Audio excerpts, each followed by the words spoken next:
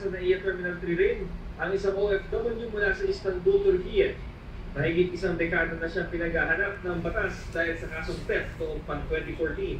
Ayon sa pulisya, nakalis ang suspect noong nakaraang dekada pa para magtrabaho sa ibang bansa na hindi pa siya positibong natukoy bilang akusado noon. Inilabas ang arrest warrant noong 2014 din. Dumating ito sa NAIA Terminal 3.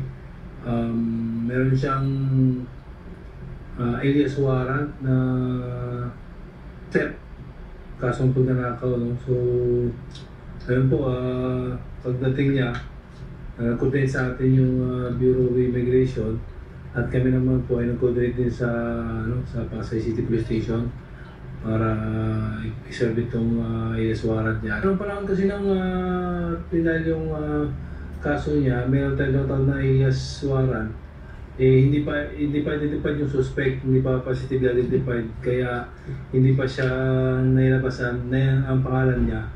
Hindi pa lumabas sa clearance system natin. Ayon kay Lieutenant Colonel Tuvino, ikinagulat daw ito na akusado na umuwi para magbakasyon. Wala siyang ibinigay na pahayag sa media. Ma-turn over na ang akusado sa Pasay City Police Station 9. Ito ang unang balita, Bang Alegre para sa GMA Integrated News.